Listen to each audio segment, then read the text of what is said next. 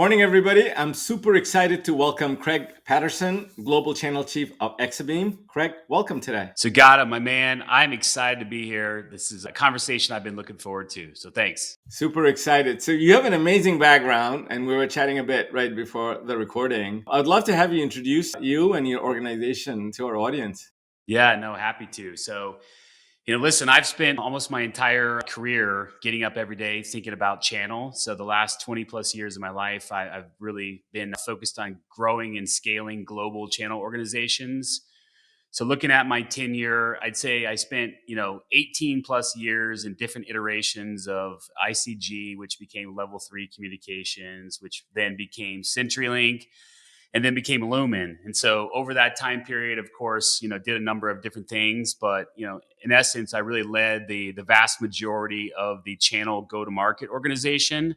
A couple highlights I'm really proud about over that time period. Number one, the results. We took a channel organization at level 3 and grew it from zero because they weren't really focused in enterprise and grew it to a $500 million business, which was a great experience for me. I learned a lot. And then secondly, had the opportunity of launching the channel programs globally. So spent a lot of time in Europe and Asia, helping, and even Latin America, helping, build the foundations for channel, which we'll talk more about that later as we get going. That led me to Ariaka, where I spent 3.5 years of my life at Ariaka. And for me, Sugata, I always pick the hard path in life. I always think it's more rewarding, and I always like taking on challenges. And so when I made the decision to leave Lumen, there were several opportunities presented to me, and I picked the hardest one. I picked the one that required the most amount of work. It was a turnaround situation. And so jumped into the seat there and went to work. And so we took the business from, pretty moderate decline. We were able to stabilize year one, turn it into moderate growth year two, and then significant growth in year three. We generated, 34% year over year growth in year three, closed the biggest opportunity in history at Ariaka. And spent a lot of time working with channel partners around the globe, and that really fueled my passion for the global roles. That led me here to Exabeam. So CRO called me to say, "Hey, have an opportunity here, world class cybersecurity company. I need you to lead the integration of the new channel program, which is really the formation of Exabeam and Logarithm. Bring us home into the new Exabeam 2.0." So that's what I'm doing now, my friend. That is amazing. And you have gone through an amazing transformation, not just as a leader, but in an industry. We're all talking about AI today, but we forget AI runs on data.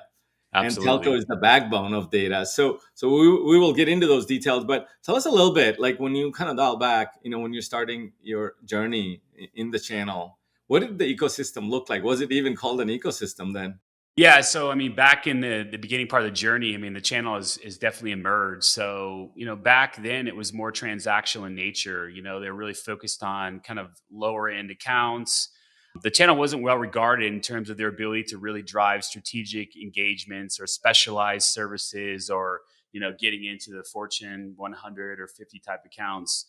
And now the beauty of it is, the channel is everything, man. I mean, you think about all the major accounts out there, you pick up your phone, you look at every single application on your phone, they're all leveraging a trusted advisor. Why? Because it's so complex. It's literally impossible to figure things out on your own. Nobody has the time, right, to go out and really understand everybody's capabilities. And so that's the beauty and the power of the channel is, companies, enterprises can bring channel partners in to solve very challenging, real business world problems, in a much more efficient manner. And so it's really, really changed over the last 20 years. And telco has gone through a massive transformation, not just the breakup of the Mabels, but in general, locally, and Triple D and everything that has happened. So, can you talk a little bit about, as you went through this journey, these two vectors, the data vector and the application vector, they were coming together. Then mobile happened. It kind of transformed everything, right? And you're giving us an example. So, from your vantage point, how do these forces kind of come together? Well, I mean, everything was sort of specialized back in the day, right? I mean, there were certain partners focused on certain applications and certain services. I think the whole world has really kind of moved into this collision, right? Where partners have had the need to really become more sophisticated It's not about just understanding data or understanding voice. I mean, now you really have to understand a much more broad approach in terms of all the capabilities associated with tech, whether it's UC, whether it's cloud, whether it's cybersecurity, networking. Like, you really have to understand all the specific use cases and things occurring there. And that's really developed over time. I think it's really about the partners becoming a hell of a lot more sophisticated than they were, early on. So again, it's a beautiful thing to see. Me sitting in a channel role is the sophistication and the emergence and the complexity that these partners are really taking on day in and day out. And going back to kind of what you're saying, it was more of a fulfillment, and therefore, they went through some part of this whole cycle of consult, design, deploy, maintain, upgrade, that cycle. Not all of them did everything. Today, do you see fragmentation of that value delivery on the partner side? I mean, I think there's fragmentation, but I think there's definitely an appetite to become more specialized, especially in the services piece. We're seeing more and more partners lean in on the services side, as that presents a really unique opportunity to, monetize and create, differentiation in the market. So when I look at the market today, I mean, we're seeing a huge opportunity in the MSSP space as partners, take on more and more of the services piece. And they really become that partner in terms of deployment and management of the technology. Because again, going back to our conversation around, just the complexity, like when you think about my world, I mean, I'm selling a very, very challenging, complex solution as it relates to SIEM and UEBA. And it really takes a partner that is committed and is has that specialization in terms of training and deployment to really help those customers achieve the most amount of value. So, we're just seeing a lot more partners lean in and really, use the capabilities around services to help to grow their businesses. When I get a chance to talk to a leader like you, I always learn, right? And the biggest part, what I've learned so far, is to kind of maybe probe on two dimensions. One, in your journey when you're building channels or ecosystems, and when you're here in a major global role where you have existing networks, right? So can you walk us through a little bit in your journey when you're building a partner network? What are the basic principles that you used? So identify, target, recruit, onboard, enable, that whole sort of partner upcycle on the front end. How did you go about doing that? Yeah, to me, the most important thing across every sort of rebuild or relaunch, and I've gone through a number of these in my career, is you always got to find ways to separate yourself, right? Because like you look at the market conditions, it's very, very crowded. And then you think about like the day in the day out activities going on by a partner. They're busy. Everybody in the world is calling them, trying to get their attention. And so, how do you find ways to separate yourself? Number one, how do you find ways to actually create value? And so for me, when I think about like the ultimate goal with the program and relaunch is one, how do I outmaneuver the competition? And two, how do I find ways to create value? And so, a lot of people talk about value. It's a buzzword, it's very cliche, but I'm actually talking about tangible value. How do I find ways to help my partners grow their business? And so, we do that by finding ways to create engagement and accounts within our ICP that they wouldn't have access to without our help. And so partners that are committed, we're going to build best in class demand gen strategies, and I'm going to walk partners into accounts that they've been dreaming about getting into, my friend, and that's how I'm going to help create the value for them. And the second is like, sometimes when you think about these relaunches, a lot of people, are really focused on timelines. I got to get this program off the ground as quick as possible. But I always think sometimes people miss the mark because they don't take the time to really do the right level of assessment. So, what is top of mind for the partners? Have we really taken the time to understand, the pains and the friction points? Have we really taken the time to really understand the market conditions in general? And so, when you think about what we're doing here, we're building a program that's going to be based upon value. And again, it's going to go back to things I talked about around demand gen, and we're going to be finding ways to outmaneuver the competition. So what does that mean? Well, we're doing benchmarking. I understand what the market conditions are, not because I want to copy everybody. It's because I want to outmaneuver them. I'm going to outmaneuver them by finding weaknesses, finding ways for me to be easier to do business with, finding ways for me to add more value and create better relationships. And so that's always front and center when I think about these relaunches. So, Craig, I really want to double click on this because you have this unique background that you've gone through SMB, mid market, enterprise, and all of the above in one company, right? So, tell us a little bit for our audience because we have predominantly enterprise customers, but we also have an emerging segment in mid market. And when I look at our customer base, they're always trying to figure out what motions to build, what organization to structure, which region do I pick first? Should I go all in North America first, build it out, then go to Europe? So, walk us through maybe into three parts. If you're coming in an organization and you're chartered to build an SMB motion or a mid-market enterprise motion, are you going to take the same approach? Or are you going to take a different approach? What would be your approach to build out a go-to-market? Well, I think number one is kind of going back to what I was talking about is the actual assessment, like really understanding the ecosystem that you have in place and then understanding their thought process. And so what I'm doing here now, like right at this exact moment, this week to be exact, is we're doing this assessment loop. And so what I've done is I've hired a market leader in terms of a consultant that's going out to get, unedited feedback from our partners. We're conducting one-on-one interviews with them to really get to the hearts and the minds of the partner community to understand what the friction points are and what they like to see from us as we go forward. The second thing we're doing is we're sending out voice of the partner surveys so we can get more of a broad approach globally, because I want to understand not just what's happening here in North America. I want to understand what's happening in IMETA, which is a huge part of my business in the Middle East and in India, and also, APJ in Japan and Australia. Every partner community is different, my friend. And so sometimes I think people get a little bit too quick to make assumptions because they haven't actually taken the time to go do the actual assessment. And so, then obviously you look at the partner capabilities to say, do I have the right level of partners selling in the customer segmentation? Because then you start to look at, okay, what does my ICP look like? What does my customer segmentation look like?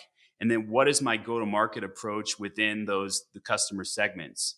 And then what I found is typically in that commercial segment and then the lower end of the enterprise segment, those customers need our help the most because they don't have the resources available.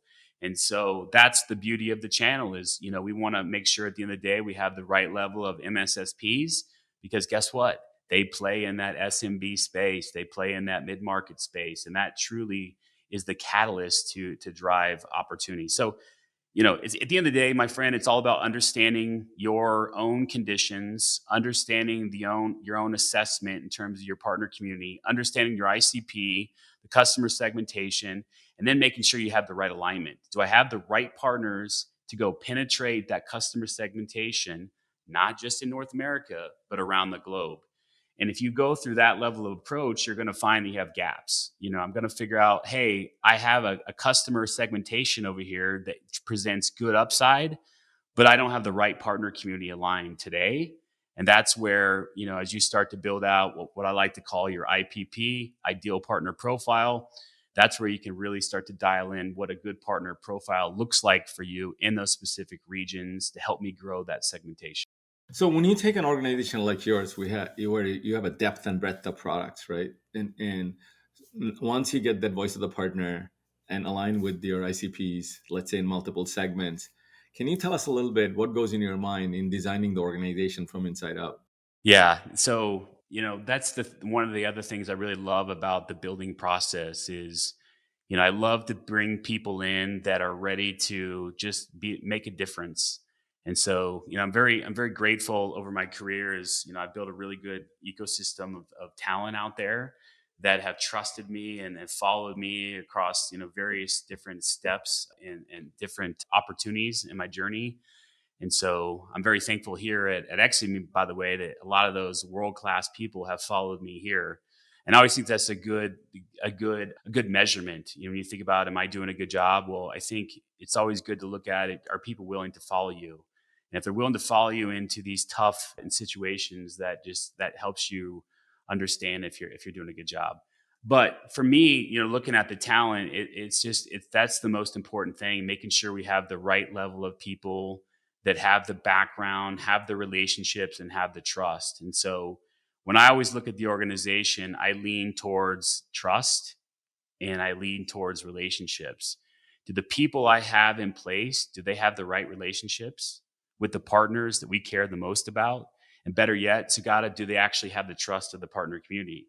If they have those two things, those will be the foundational elements we need to scale a program. So that's always what I look for. And the second thing is, I always look for making sure we have the right level of specialization within the channel community. Do I have someone that's going to be focused on driving those top tier relationships, making sure that I have go to market plans in place, making sure I have the right level of cadence in place. We're talking about our top initiatives, our goals for the year, and we're driving strategy. And so you just got to make sure at the end of the day you have the right organization to support your channel, your channel plan and channel programs. And of course, the biggest thing that I see is people do not take the time to actually understand the operating plan that exists with their company. And so taking the time to go spend time with the C-suite, understanding all the key plans from an operational perspective within the corporation. And then at the end of the day, making sure your program and your channel plan align to those, like that's a step that many people forget about. So I have so many questions. But let me kind of unpack what you just said, maybe into three parts. I typically end with leadership discussion, but I want to have that now because you said something very, very important. But I do want to come to this partner ops framework that you're talking about, strategy, programs, process, people, putting a framework together. But let's talk about the leadership part. You have had an amazing journey. You have what's called a progressive resume. You have gone up and up and up. And you can only do that if you can lead and people are going to follow you, what you just said, right? Because at the end of the day, building a team together that executes the vision that you bring together from the customer and the partner, right? So tell me a little bit that when you're starting your journey, did you imagine that you would be here? Did you have a goal in mind? Or did you focus on a 12, 24 month? Like, how did you map out your journey? And why did follow you? And how do you bring them together?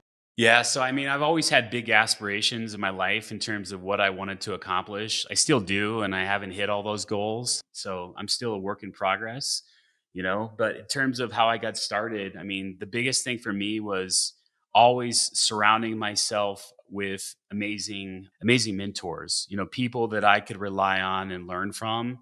And I'll tell you that I'm one of those individuals that's very lucky, very blessed because I had the opportunity of working with some amazing people over my career. And these are like Hall of Fame level people, people that have really shaped my career and helped develop me into the person I am. And these are, people like Craig Schlagbaum, who's referred to as the channel godfather, or Kurt Allen, who's a tremendous force in the channel community today, or Lisa Miller, or Dan Caruso, who had a tremendous journey in terms of building out level 3 and just having a ton of success with Zayo as well. So just amazing people, Sugata, that have been in my life that have helped shape me into the person I am. But the one thing I would tell you is, when I got started in my career, I always told myself, if I'm ever lucky enough to have the opportunity of leading an organization, I'm going to make sure that I'm always going to lead with culture first.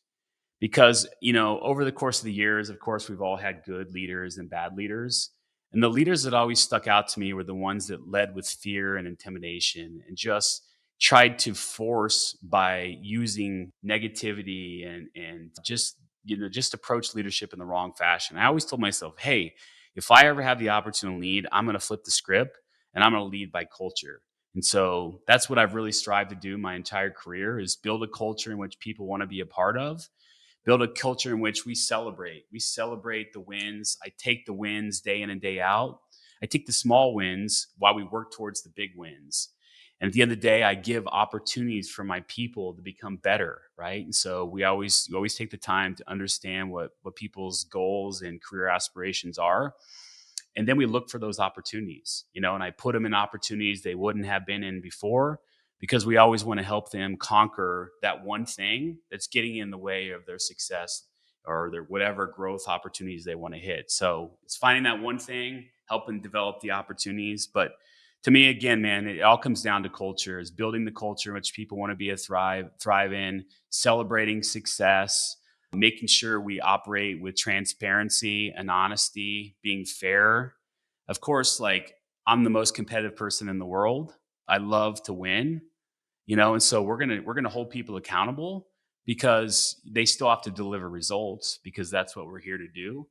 But we're all going to work our butts off, but we're going to have a ton of fun doing it. So that's been the one thing for me, is just really making sure you take the time to understand the organization, build the vision, build the strategy, and then get everybody behind you.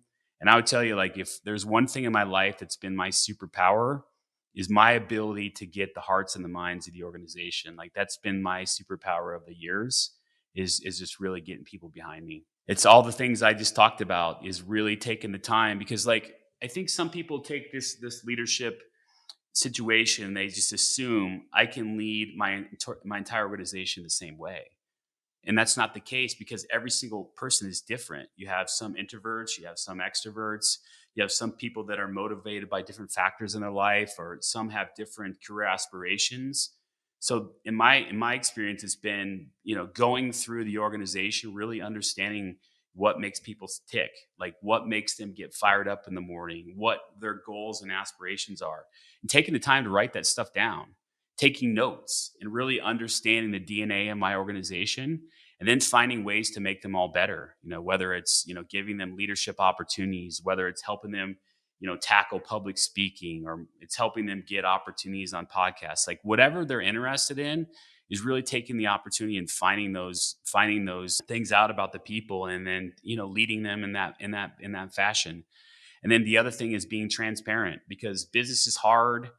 There's always challenges. And so, it's always good to really be transparent with the organization in terms of, what the goals are above, what we're trying to accomplish as an organization, and then not sugarcoating it. Like, if things are not going great, well, guess what? We can be transparent. I can be transparent, not because I want people to get scared or think, something bad's going to happen to them, but because I want their trust. I want them to know at the end of the day that I have their best interest in mind, and that I'm going to take care of them.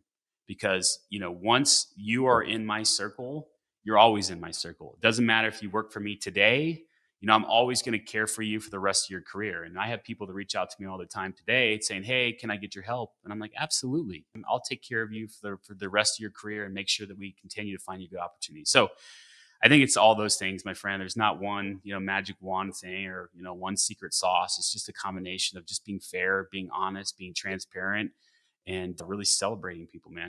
There are three words you have repeated multiple times. I want to come back to it. You talked about transparency, you talked about accountability, you talked about results, right? So once you put a vision together, pull a team together that's excited, talk to me a little bit about systems that you need, because you're on the road, you're looking at your mobile, you possibly log into some dashboards. How important are the systems are today, and what systems do you really use to, Yeah. operate in this global, dynamic, multifaceted life that you have?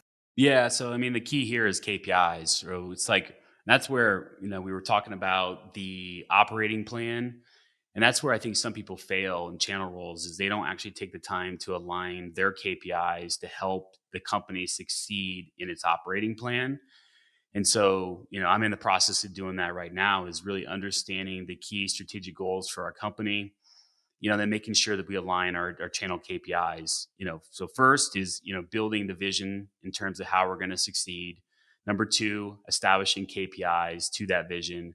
And then number three, what are the top initiatives, and then the cadence that we're going to be all operating in to fulfill all those things together.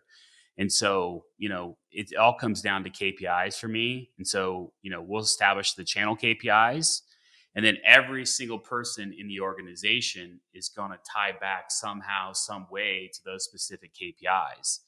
And we're going to be super transparent about it. And there's not going to be any uncertainty. Everybody's going to know the KPIs they're responsible for. And then guess what? We build dashboards. We build dashboards, and we build reporting around that to make sure at the end of the day we're succeeding. And so some of the big ones that I'm looking at every single day, is number one, channel in pipeline. What is the amount of pipeline our partners are bringing to us around the world? And that's them bringing us opportunities that we wouldn't have got on our own. And so that's number one, which is always important. Are we putting enough food on the table to be successful from a sales perspective? Number two is obviously sales bookings. We've got to align to the operating plan around sales bookings. So, how do we fulfill that at an aggregate level? And then to me, I always like to start breaking that down and double clicking into our routes to market, so making sure number one, we have a target around bookings in aggregate globally. Number two, regionally across all my channel regions. And then beneath that, we start to look at our routes to market. So I have a KPI around the VAR community, around our distribution community, around marketplace as well. And so we understand, each specific KPI that's happening in our channel routes to market. And then I align my organization around those KPIs. And so when I'm around the globe, guess what? Guess what I do? I hop in and look at my dashboards, and I can see, are we hitting, or are we on track, or is there something that I should be concerned about because we're trending in the wrong direction? And so then we have obviously our cadence set. So we have our weekly, one-on-ones with my leadership team. And then I just skip level calls. That's the other thing that a lot of people don't take the time to do, is I meet with every single employee and across the entire organization, not because I want to like micromanage them. It's not what I'm looking to do. It's about how can I add value for them? What are the things they're running into? What are the commonalities that I'm seeing across the entire organization and challenges? Because that helps give me direction in terms of some things that I should be going to fix for them. Because at the end of the day, my goal is to make their life better. Right. And so it's really just, figuring out the KPIs of the operating plan and then breaking those down, dissecting those in a way that every single person in the organization is aligned and doing their part. So, Craig, I want to go back to earlier part of our discussion. You talked about sort of building a go-to-market motion, figuring out the ICP, figuring out the IPP, figuring out the structures that you need based on the partner that you serve. Can you tell me a little bit about in an existing organization that you're now coming in new, that has a large ecosystem, great brand, great group of people? How do you approach transformation? Yeah, so that's a great question, and that's the process we're working through right now. And again, it goes back to the assessment, making sure you take the time to understand what's important internally. So we talked a lot about the external assessment with partners and getting their feedback through surveys and interviews. That's obviously important.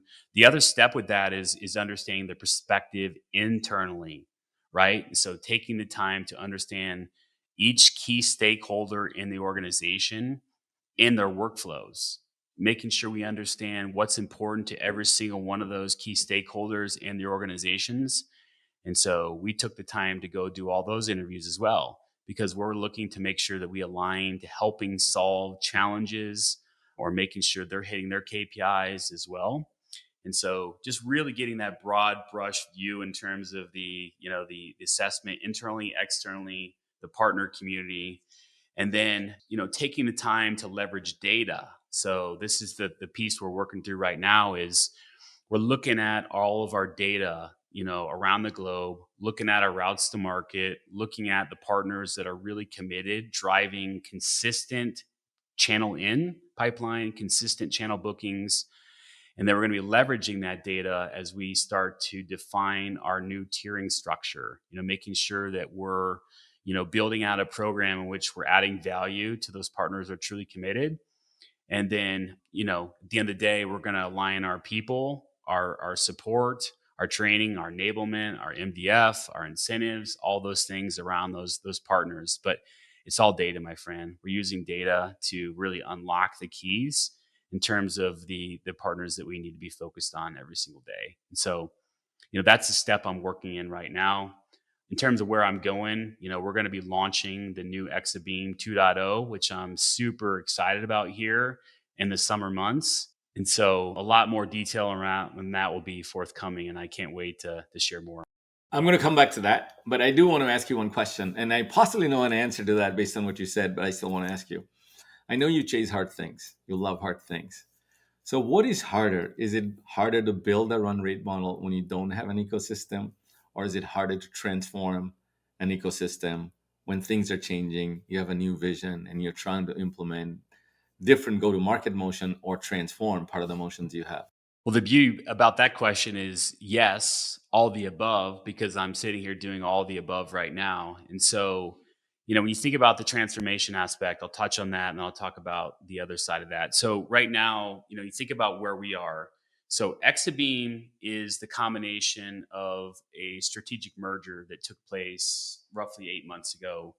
Our ownership group, Thoma Bravo, one of the largest private equity companies in the world focused on cybersecurity, they had a thesis. And the thesis was, we want to put together best in class Gartner Magic Quadrant leader on premise LogRhythm. And we're going to pair that up with best in class in the cloud Beam, right? And the thesis is the combination of these two, creates a really unbelievable value proposition for the market. In addition, it creates a transformational opportunity for those customers that are sitting on prem that want to move to the cloud. So that was the thesis. And so now you think about, okay, now we're taking two wildly different channel organizations, one on premise based, one in the cloud, and I'm bringing them together. And then you double click into that where, both channel strategies were wildly different. One had thousands upon thousands of partners globally, and one had very strategic, intimate relationships. And so we're working through, how do we take both of these programs and bring them together and come out on the other side with a best in class program that does all the things we talked about earlier, right? Number one, outmaneuvers the competition. Because when you think about what's happening in the SIM and analytics space, there's a lot of friction, a lot of challenges for partners because there's been a lot of consolidation. So there's these big 100-pound gorillas out there that are complex, difficult to work with, challenging. And then there's somebody like me who's a challenger who can be nimble, can be agile, present a better opportunity and experience. And so transformation is working in that fashion, like integrating the two sides and then coming out on the other side of the equation where we can outmaneuver and create the value that we talked about. So that's all in the works, which I'm very excited about. The other side of it is building and scaling new routes to market. So as you start thinking about my global approach, a couple things come to mind. Number one, there's other channel routes to market that exist today that we don't operate in. And I would use, the trusted advisor community, in North America, working with partners like Avant as an example. There's an ecosystem of 10,000 trusted advisors in North America having conversations with every single account that I want to get access to right now. And so how do I go build a program to go unlock that route to market?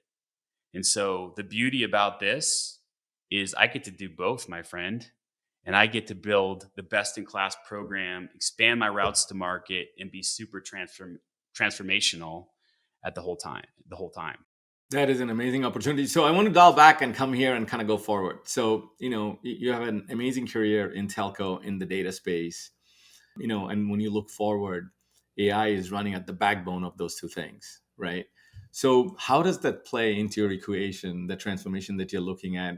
Part of your solutions, part of your go to market, part of your infrastructure, part of the people that you're hiring. What does it really mean in all those aspects when it comes to AI? Yeah. So I love this. I mean, your timing is great, by the way. So, like, AI is front and center. And I know everybody says that and everybody incorporates AI into their products and capabilities now. But AI is front and center for Exabeam. And that's one of the reasons why I'm sitting here today is like I wanted to get behind, number one, a market leader in terms of technology.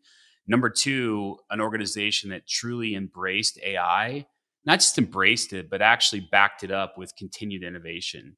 So when you think about Exabeam, we have 27 months of continued innovation, 27 months in a row. We have not missed in terms of every single month, our capabilities become better. And all that's centered around AI. And so April 1st, guess what happened? We just unveiled an amazing breakthrough in the market, and that's called Exabeam Nova. And so what Exabeam Nova is doing is it's really, acting as a team member, right? In terms of becoming an intelligent team member for these organizations, especially a lot of, like, when you think about the purpose of a SIM, and it helps these analysts become way more efficient and effective, because it's very difficult if you're an analyst and you're trying to look at these logs and you're looking at the alerts and you're trying to do the investigation. Very difficult, very time consuming. Well, imagine a world in which AI took a lot of that, rudimentary work, the elementary work associated with the investigations, and it allowed these agents to become a hell of a lot more efficient because now they can work through more cases. They can leverage AI to do a lot of those different tasks. And so that's exactly what we've done here with Nova. So it automates a lot of the routine, investigation tasks in terms of like detection, analysis, or evidence collection, or threat classification, and the summary and reporting. So it does all those things. And what does that do? What is the impact? Well, the impact is it reduces investigation times by over 50%.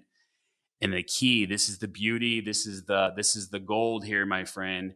It increases productivity by 80%. So you think about the productivity of the employees sitting there, this one new enhancement will increase their productivity by 80% because it takes care of all that noise that they were dealing with day in and day out as they got up and they were trying to figure out, what do I focus in on? So we're super excited about that, in terms of just the new capabilities.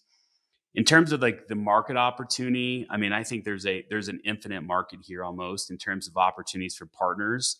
Number one, they can embrace the services we just rolled out.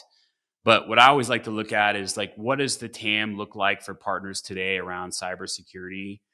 One of my friends, I don't know, he'd be a great guest here if you haven't had him on. His name's Jay McBain, Canales, one of the key analysts in terms of just tech and channel in general. And he and I always like banter back and forth. But cybersecurity is, roughly a $250 billion TAM, which is great. But the thing about that is super exciting for partners is like 91% of that is transacted through the channel, all of it, right? So this massive TAM sitting here that partners get access to. And then you double click and you say, well, how much of that is services? Well, about 163 billion is services.